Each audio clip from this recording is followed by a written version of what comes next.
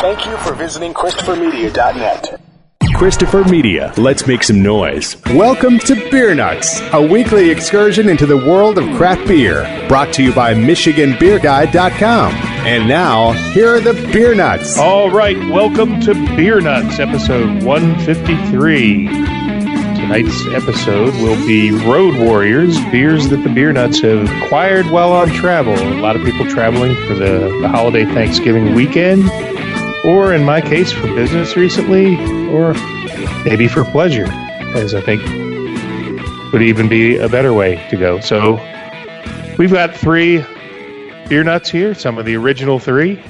So just want to introduce ourselves. JR here in Arizona, and my last beer I checked in on my Untapped was Pecan Pie Brown, a brown ale from Arizona Wilderness Brewing Company that I had at my favorite bottle shop out here, Tap and Bottle, and it was delicious. So we're going to go over to Uncle Pete in Rockwood. Never mind. Uncle Pete here in Rockwood, Michigan. Happy Thanksgiving, everybody. And I hope you had a chance to listen to our Thanksgiving episode. But everything's great here in Rockwood, Michigan. My last Untapped was Old Stock Ale, a 2014 edition, which actually we did on the Thanksgiving Cellar Raid. I have had in the past week many more beers, but I just haven't got around to checking them in on Untapped. But nonetheless, North Coast Brewing Old Stock Ale 2014 was fantastic. All right, and we would like to welcome Doug out from Clawson, Michigan. Well, good evening, everyone. It's Doug out in Clawson, and my last Untapped check-in was this one goes to 11 from Bell's Brewery. It's an Imperial Red, 11%. Phenomenal beer. Absolutely amazing. They knocked it out of the park again. I can remember trying that beer when I first moved to Michigan, probably back in like 2012, 2013, and I had one bottle of it, and it sat in my fridge for like a year, and one day I'm like, I'm drinking that, and it was fantastic. So I'm glad it's back, and I hope maybe somehow I can find a way to get a bottle.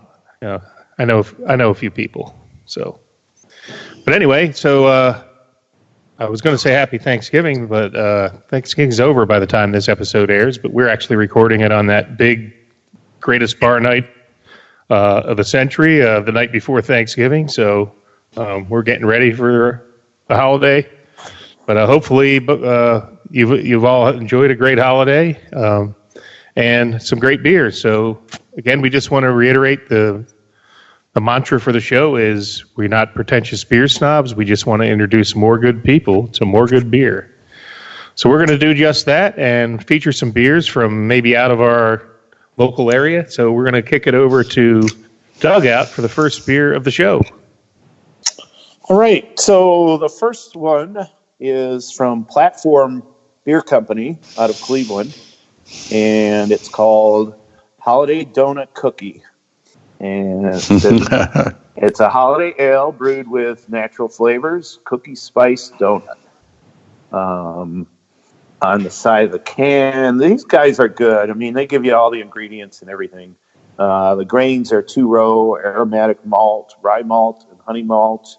Hops are Galena and Saaz. The yeast is American ale. And the adjuncts are snickerdoodle, vanilla, cinnamon, allspice, nutmeg, milk sugar. And then at the very bottom it says, brew nuts, donuts, and beer. So I'm going to assume that's a donut shop and bar in Cleveland. I'm almost certain it is. But I thought, how fitting for it to be brew nuts when we are the beer nuts. So I got this guy poured out. It's a somewhat copper-colored, not too dark. I believe they had the Plato listed as 16. So it's somewhere in that sort of has an Oktoberfest look to it. The head was nice. The nose is all spice, man. You just get the nutmeg and the cinnamon really push through on the nose. So there's definitely some adjunct in here. Now, this one's starting to warm a little, so a lot of the spices are coming out. there's a lot going on here. So to just pick one thing out in it is kind of difficult. But it is like really a nice drinking beer. It's not too high ABV at 7%, I believe, 24 IBUs. So you can put a couple of these down, but there is definitely a lot of spice here, a lot, almost too much. But the beer tastes pretty decent. I wouldn't rank it as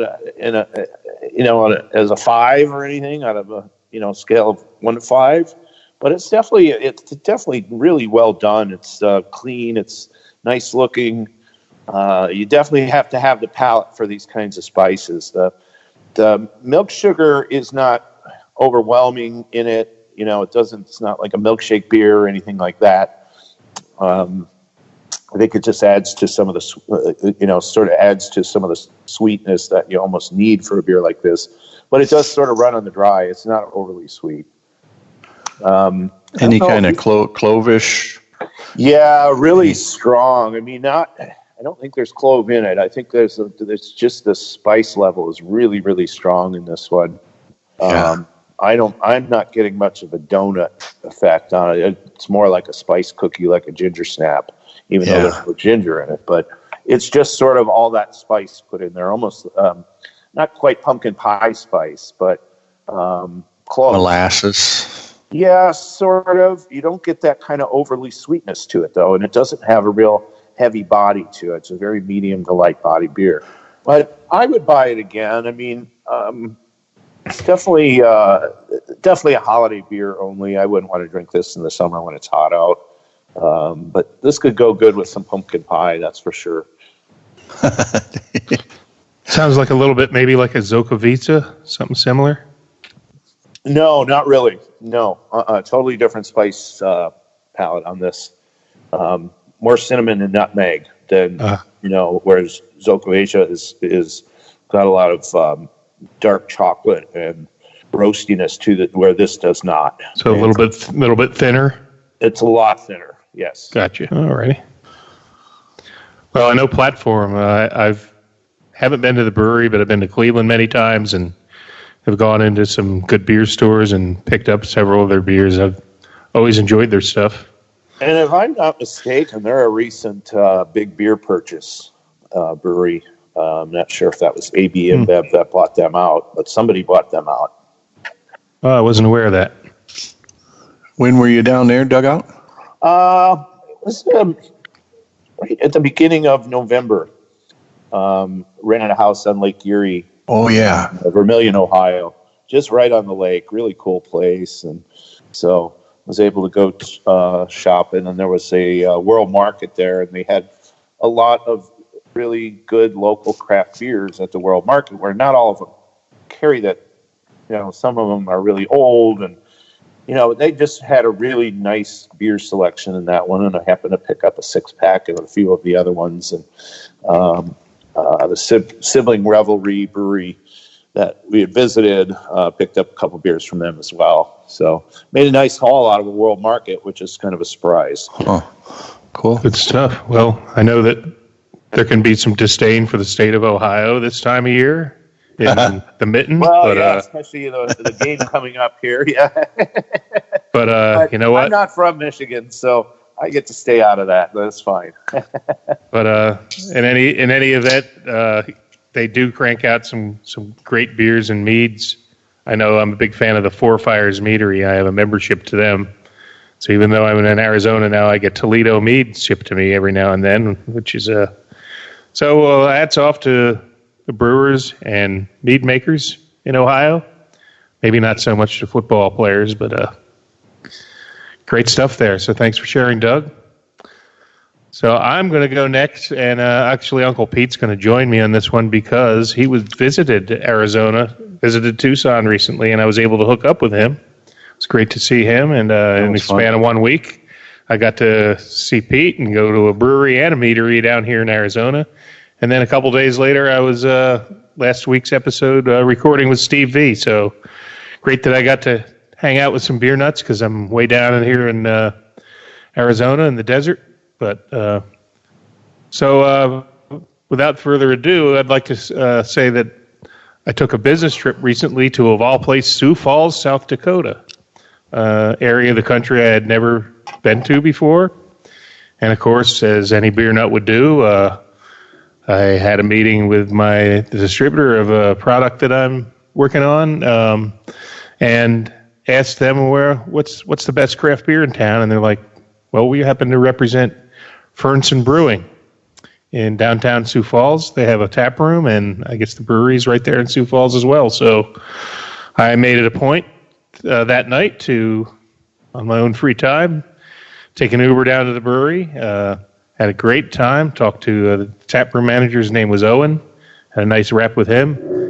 He was going to hopefully join us for the show, but being that we're recording on the biggest bar night of the year, I have a feeling he's probably in the weeds behind the bar right now serving patrons. But that's okay. I had a great time. I had a great time in South Dakota in general. Great people up there. Not a whole lot to do other than, as one guy I worked with say, drink and shoot stuff.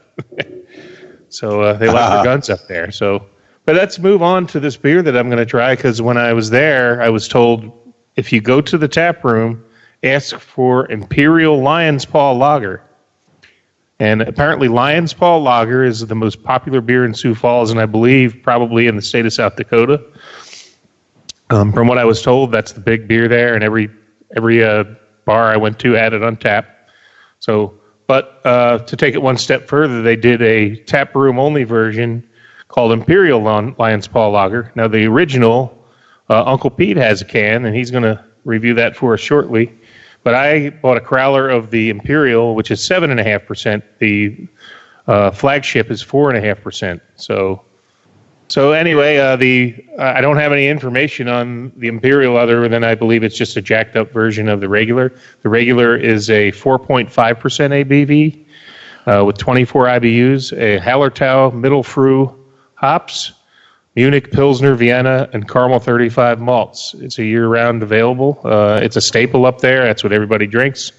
And when I first heard about it, I'm like, it's a lager. Okay, it's probably an easy drinker, and didn't think much of it. But then I poured, when I had my first pour of it, I could not believe, I was amazed at the color on this. Just a really deep ruby copper color. And right away I wanted to drink it. It kind of reminded me of the Yangli, only a little bit more darker. And it really does deliver with taste. Really, really great malty flavor to it. So I'm going to review this first, and then we'll go back to Pete for the original. I'm going right into the Imperial. I've already polished off about 2/3 of this crowler. Well, about halfway through it. But I can't stress enough the appearance of this. I will send a picture of the pour to our Instagram account so listeners can go see this. But it's one of the best looking lagers I've ever seen. A nice, just a really nice, crystal clear and deep copper appearance. So I poured this a while ago. I've been drinking it. It had a nice, healthy, about a half a finger head, and there's still really effervescent carbonation coming up from the bottom on this. Really well-constructed beer. I'm going to taste it right now. Oh, and you just get that nice, really nice, smooth caramel malt flavor. Obviously, it's a lager, so it's a little bit lighter than like a Scottish ale, but it kind of almost gets into that realm. But it's all German, Munich, Pilsner, Vienna malt. The malt steals the show here. There's some noble hops, the Hallertau and Middle Früh. You got to give it a little bit of a hop punch, but just enough to liven it up. And it's absolutely it's a crushable. The website says intense copper color and distinct maltiness. So I'll just read the description of the regular lion's paw. It says, "We have a saying around the brewery, pluck a thorn from the paw of a lion and you'll have a companion for years. We took a recipe that could have been aggressive and made it smooth.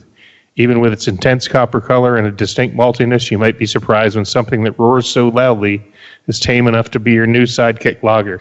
All I can say is I'm usually never wowed by a lager, and this lager wowed me. I can see why it's the number one craft beer and the go-to for everybody up in South Dakota, because it delivers really, really good flavor, and yet it's a drinkable. Of course, the 4.5% is almost crushable. So I liken it to similar to Yangling, only Yangling's a little bit more bitter. This is more like, I don't want to say sweet, but it's more malt and less bitterness, and it's just absolutely wonderful. So I'm going to turn it over to Pete, who has the regular Lion's Paw Lager, the craft beer of South Dakota. Yeah, JR, you pretty much covered it. Essentially, I think the Imperial you have, though, is a higher ABV. Am I correct?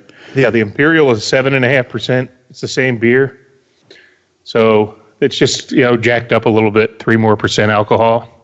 I'm closing in on finishing this growler, and it's delicious and very crushable. I mean, I haven't been drinking this very long. They go down really good.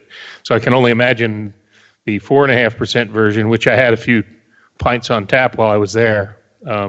It's just really easy to drink, and you can drink a couple of these, no problem. So I'll let you go ahead and review. It's got a great color. I mean, this is not a yellow beer by any means.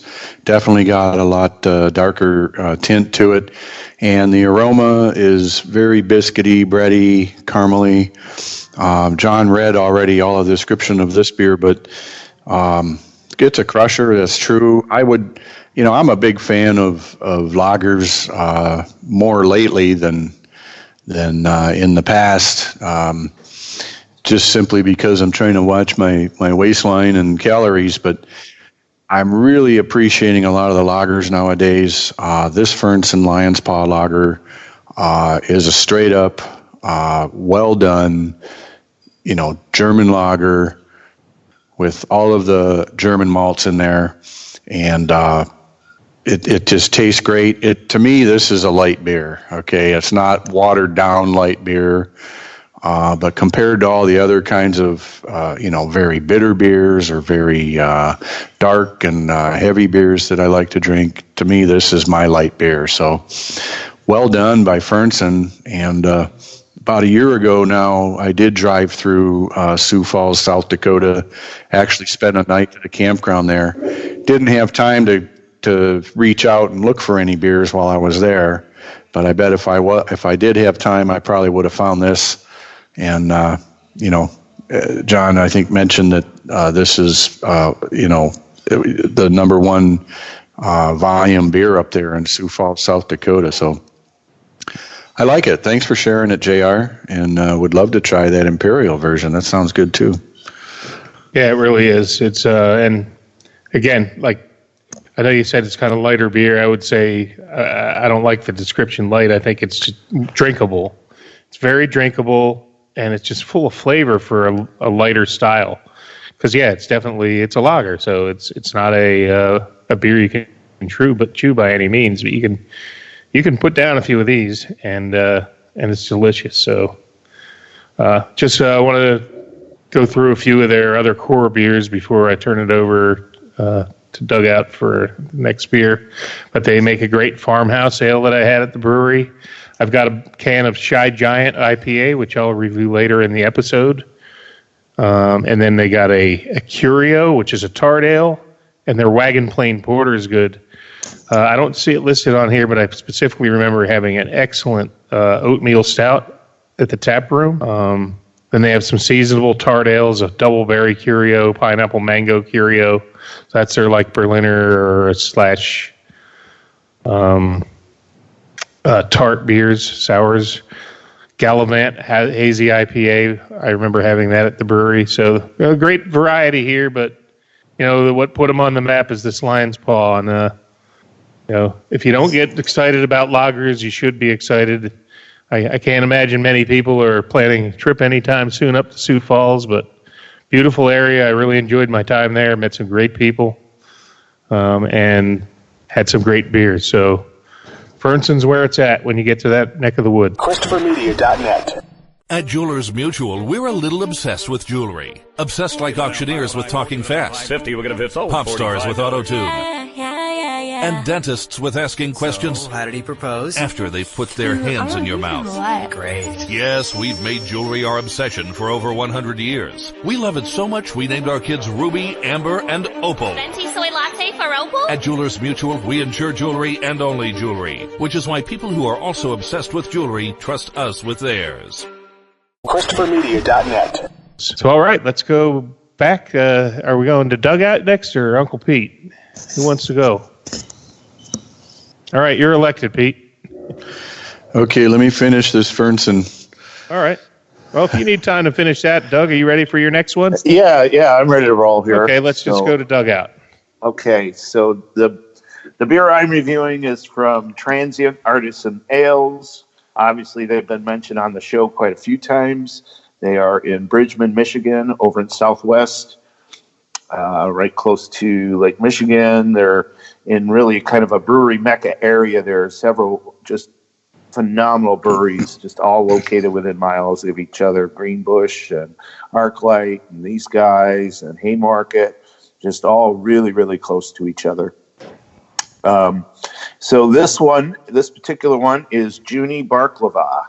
So as we mentioned on previous shows, they're a dog-friendly pub, and the Bark series is their Imperial Stout. So it all ties into the Bark, and the dog is Junie, I believe. I could be wrong. I'll be shot. And sorry, Greg Schmidt's not on here because he's had this one. I'm pretty sure he's been to Junie Day at the brewery. And and before I get into the beer, this is one of the things I love this brewery so much for, is they will do a release, and so you go there and you get in line and all that stuff. You know, it's for some people, it's not for everyone, but usually it moves fairly quick, and you can get in there and you get your beers and you have a few beers. And, you know, after that release is over, for a lot of breweries, that's it. There's no more bottles. And for these guys, they put a stash away, and then a week after the event, it's on their shelves so that you can buy them. And you go in, and they have it on draft, and you have a pint, and really nice, cool, relaxing place, and a bunch of dogs running around. So, all right, so to the beer. Junie Baklava, which is a take on baklava. It's an imperial stout with violet sky cocoa nibs, pistachio boucher honey, and salted caramel. Boucher honey is a charred honey. Got a very unique flavor to it. It's actually a style of mead, is a Boucher mead, and that has its very unique characteristics apart from any other meads. And then the pistachio is infused into it. So if you're allergic to nuts, this is not your beer. 13%. It pours just dark black. Cannot see through it black. Not even, just no light escapes. It is motor oil. It's got a beautiful, very dark brown head to it when you pour it. Dissipates fairly quick, but there's a good amount of carbonation for the amount of, the high ABV content of this beer. And the nose is of charred honey. Man, I get a lot of chocolate roastiness, malt roastiness, and I think I even get some pistachio flavor or pistachio smell in there too. Give this guy a sip, oh man, and it's had a nice amount of time to warm up. It's just an overload of cocoa and vanilla and honey and pistachio. It's like eating a chocolate-covered piece of baklava, which, if you could imagine how good that is, It's 13%. There's a burn there, but the burn actually incorporates itself into the beer and gives it sort of helps along with the bitter finish of it. Just pretty amazing, if you ask me. I rate this beer as one of the best I've had all year, and we're now into right on the cusp of December. So I'm just blown away by this one. Not bourbon barrel aged, that I believe. So it's just one of these kick butt stouts that there's some sweetness to it. There's some adjunct to it. I wouldn't say it's sickeningly sweet like some pastry stouts get, but it is definitely more along the lines of a dessert beer. Sip or winter warmer type beer. Sounds fantastic. I've had a lot of beers from that brewery, but that's one I've never had. And all I can tell you is I love baklava. Of course, well, who doesn't? You know, unless you got nut allergies, then you probably can't stand it. No, I don't. But, and it just sounds like something I'd love to taste someday. So, really sounds enticing. Great review. Yeah, I got to get more of their beers.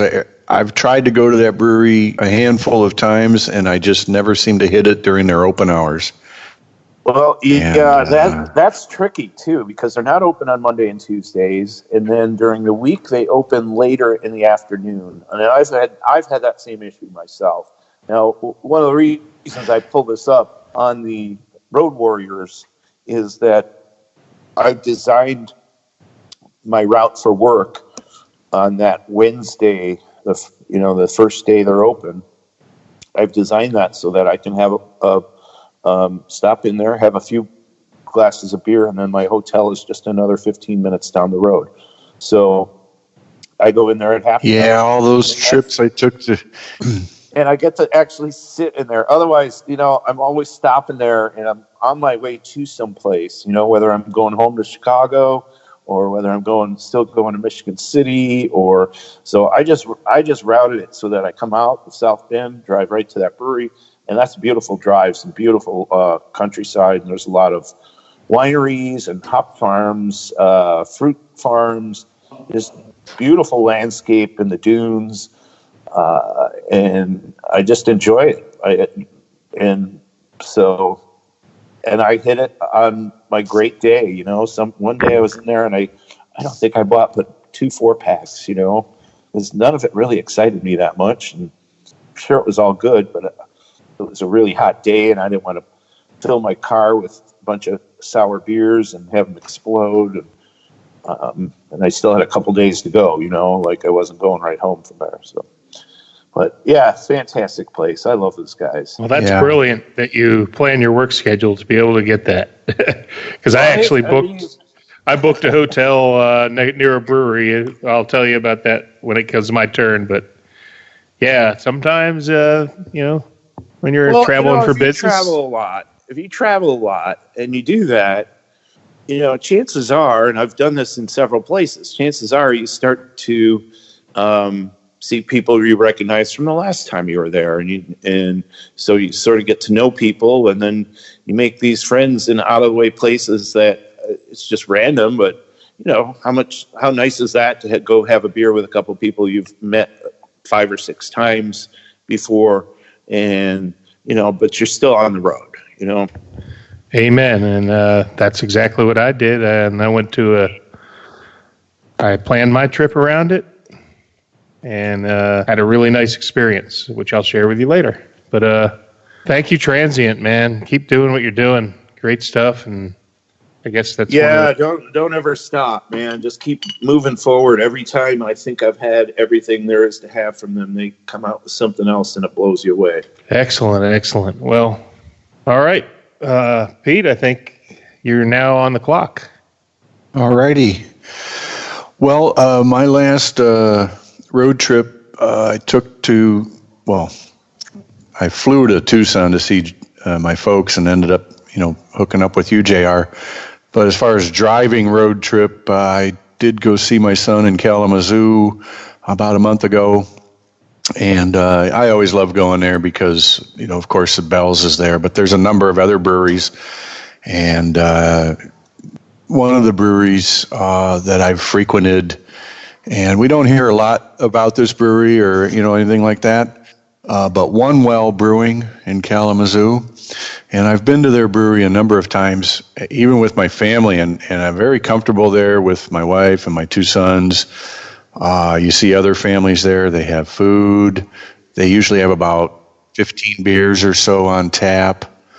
And I haven't had really any bad beers there, but I never really hear much about, really stellar beers that everybody's searching out coming from there either. But nonetheless, a good brewery and with good beers. So when I was heading to Kalamazoo, I had heard that One Well created a one-off porter for a special event that was going on at Kalamazoo's Air Zoo.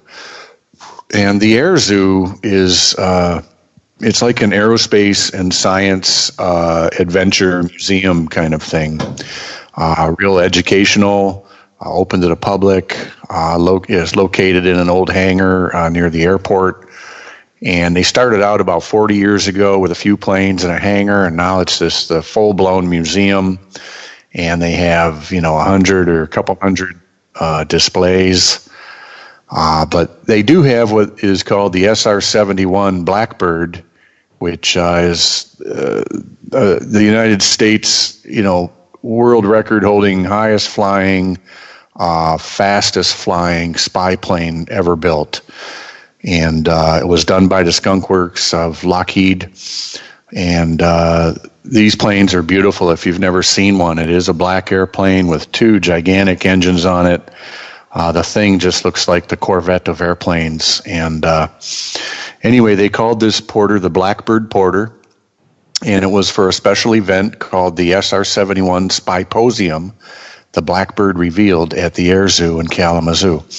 I called ahead to the Air Zoo at my drive out and asked if they had any of One Well's beer there for sale, and in fact they did. They had coolers full of it. So I stopped in and was able to purchase some in 4-pack pint cans, and I posted a picture on the Beer Nuts podcast site if you want to see it. But I'm a big fan of the SR-71. When I had lived in California, I lived near an Air Force base that was home of the SR-71, so we used to see them occasionally, and they're just a sight to behold. So, to the beer. This porter is a 5.2% ABV. I could not find really any info on the can or on the website regarding the ingredients, so maybe because the SR-71 is so secretive and all of that, they made the ingredients here kind of top secret, but they do at least say that it is a dry hopped porter, and I'm going to pour it and drink it. So let me give it a little pour. Now this beer definitely pours the color of a stout, very dark, a little bit of transparency around the edges with some nice, dark brown colors, and a really nice creamy tan head, good carbonation. It smells very roasty and a little bit sweet, and the body is light, almost like Guinness body, but immediately on the palate you're going to get roasted malt, very toasty and roasty, dark, very, very sweet residue at the end. This is very smooth. There is some bitterness coming through, I think, from the hops. I don't know the IBUs on this, but this is a really nice, bold, smooth, light-bodied porter. I think it's really true to the porter style. Recently, I know I had a Deschutes Black Butte Porter, which is one of my favorites, and I would put this right up there with it. It's very flavorful and very delicious. Definitely a collector kind of a can with the label on there, having a picture of an SR-71 Blackbird. Almost looks kind of newspaper print type of lettering and picture. I have, I think, one or two of these left. Would love to share if I get a chance sometime. But cheers, and here's to SR-71, the Blackbird Porter from One Well. It sounds fantastic. You had mentioned the hours at transit, and in the past when I've been in Kalamazoo, every time I've been there, it's like, no, closed today.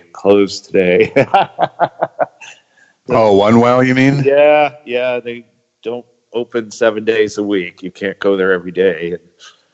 I think I was staying in Kalamazoo on Monday nights, and I found it was just a dead zone, and I just decided to change my travel plans so I don't stay there anymore. And the hotels there are expensive and not very nice. And So they just keep moving down the road. Yeah, One Well is kind of on the south end of the city, not far off of I-94.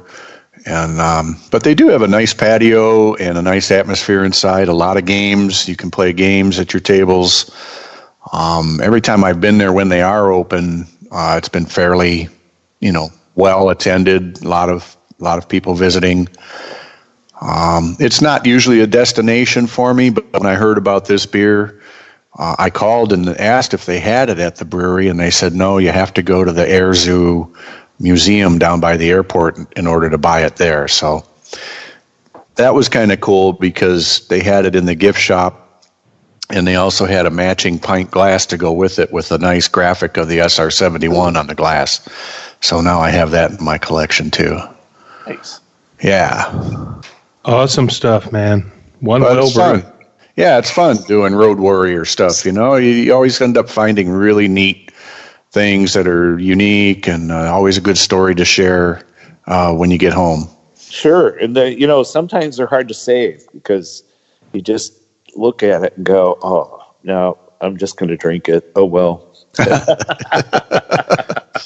Yeah. Amen. All right. Well, I'm going to go into a story about my last trip. Apologies to Fernson. I was going to try their Side Giant IPA, but after a crowler of the Imperial Lion's Paw, I'm feeling pretty good. And I feel like I've given them plenty of airtime. I brought Shy Giant IPA. I brought a whole 6-pack back because it was my favorite IPA that they served. It was more of a West Coast style. So certainly highly recommend it. But I'm calling an audible, as I often do. And because my last trip, I have some great stories to tell. And it was to a legendary brewery that I've always wanted to visit. And like Dugout, I planned my trip to stay at the closest hotel to this brewery, which is called The Brewery in Placentia, California. So many people have seen their beers in stores and perhaps sampled several of their great offerings. They're kind of a legendary brewery, The Brewery. They're known for their barrel-aged sours or barrel-aged stuff and their sours. Their sours are known as Brewery Tarot. And their barrel-aged stuff and their regular beers are just The Brewery. But most people in craft beer circles are well familiar with their famous Black Tuesday barrel-aged Imperial Stout, which clocks in at over 19%. So it's a sledgehammer in a can. And I'm pleased, or maybe not so pleased, to report that I brought back a 32-ounce crowler of Black Tuesday because I enjoyed it so much at the tap room. But let me just go back to the story. I booked my hotel. It was a mile away from the brewery.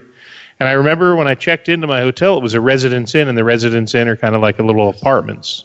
So you're kind of outside. It's like a courtyard, and your door faces the outside. And okay, so I check in my room, and as I'm walking into the front door after I parked my rental car, I'm like, wow, it smells like I'm home brewing here. I can smell malt. So I don't know why I didn't connect at the brewery. I figured, it's an hour or a mile Uber ride away. It couldn't possibly be that, but it smelled that familiar smell of boiling malt, and it just smelled fantastic to me. So I check into my room, and I got an Uber, and I went to the brewery. And the Uber driver couldn't even find this place. It was an industrial park like a mile from my hotel. But eventually, we pull in, and I go in, and of course, you expect this big Taj Mahal, you have this big iconic brewery that you've heard so much about and had many other great beers. But it was just a smaller industrial park, nothing, it's not a Taj Mahal or anything, but it's a brewery. And that's fine because I think we've all had that experience where breweries aren't always necessarily big, gigantic empires. It's just a small building with people brewing beer, which is okay. So I went to the tap room and walked up, and really, really friendly, cool bartender that I got to know very well over my next 4 hours. His name is Omar, so give him a shout out. He may actually appear on one of our future podcasts. He was very excited to hear about Beer Nuts and expressed an interest in someday joining us. So perhaps that will happen someday. But bottom line is, let's cut to the chase and let's have a beer, right? So the beer that I'm going to taste now. It's called Cafe Coco. It's from the brewery.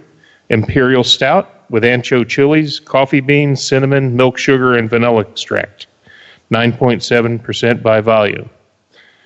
Brewed and bottled by the brewery, Placentia, California. So let's go ahead and pour this. I had more than my fill of beers that night. And as a matter of fact, they had a great food truck outside. And by the time I went to order food, it was closed. So I drank my dinner that night. So I'm going to pour this into a glass. This is not barrel aged, unlike most of their stuff, but the brewery makes some exceptional. Their beers are very, very well constructed, and I don't think I've ever had anything from the brewery that I didn't thoroughly enjoy. So I just poured this, and it is coal black. It's an imperial stout. You cannot see through it. It's got that cola-looking head, and it dissipates very quickly into a little bit of a ring around the top of the glass. Definitely, I can smell that cinnamon. So it smells like a churro in a glass from just from one whiff of it. So a lot of cinnamon. That's probably the most overpowering. Maybe a little bit of chocolate, but let's just take a taste. Wow. So this is one of the few that I did not have at the brewery. I had just about everything else they had, it seems, but they had so many taps that obviously is impossible because a lot of their stuff's high ABV. This is a 9.7% ABV.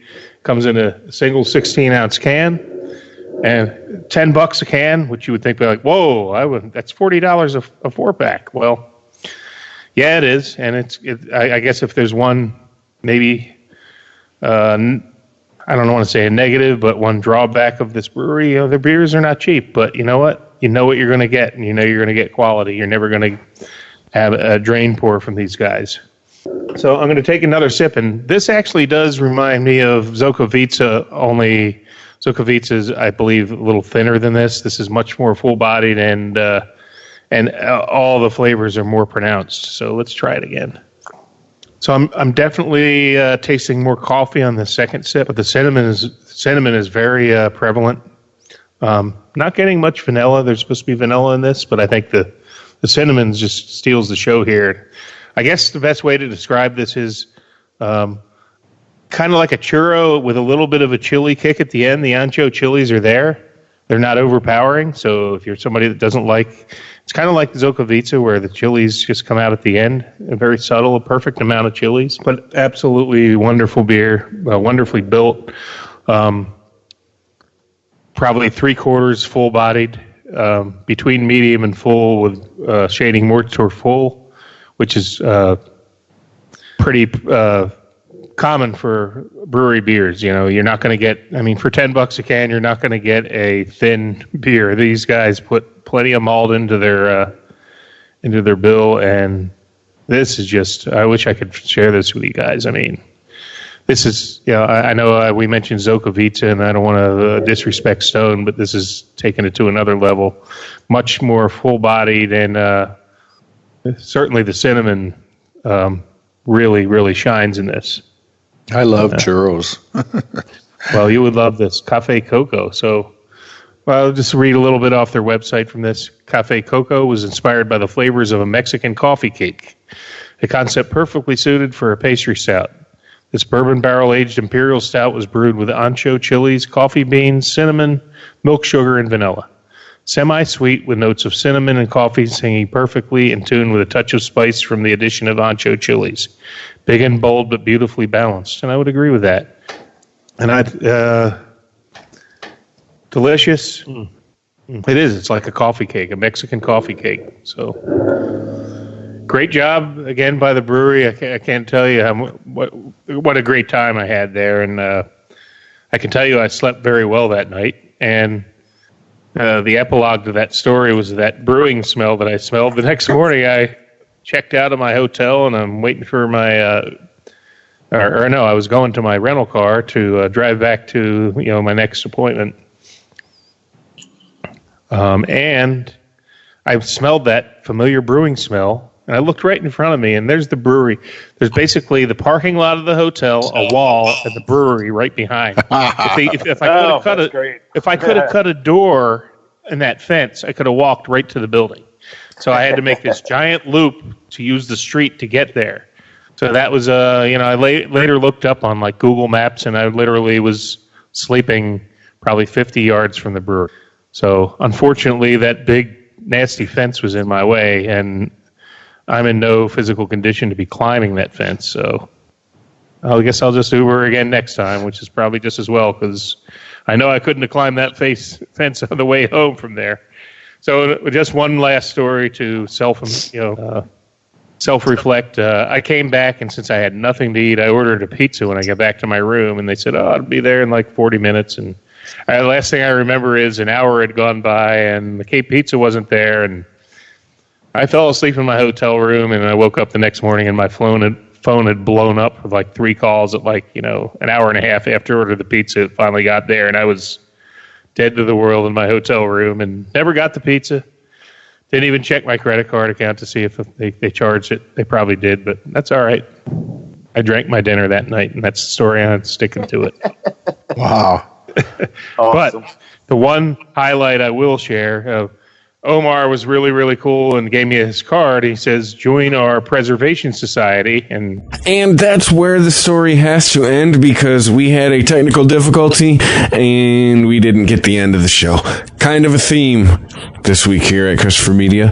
But we're working on it. Hopefully the website will be up by the end of this week. Hopefully by a couple days after we actually post this show. But thanks for listening. Remember, at Beer Nuts Podcast on Twitter, on Instagram. If you want to show us what you're drinking, email us, beernutspodcast@christophermedia.net. And then, of course, we are on Facebook. You can find us there as well. Find the show, Spotify, Apple Podcasts, Google Podcasts, Spreaker.com, who's really been saving our bacon while we've been transitioning to a website that can handle more traffic. That's the reason why for a week and a half our website's been down, is too much traffic. We've had a great 2019. We've had to upgrade the server that the website's on. That's what's happening. Thank you for listening. And as they say in old Mexico City, AMF. Thank you for visiting ChristopherMedia.net. ChristopherMedia.net. If you like this show, please tell a friend. Please make sure to rate and comment on all your favorite Christopher Media shows. Please follow us on Twitter and like and share us on Facebook. You can subscribe to all ChristopherMedia.net shows for free on ChristopherMedia.net. Thank you for listening, and thank you for visiting ChristopherMedia.net. Thank you for visiting ChristopherMedia.net.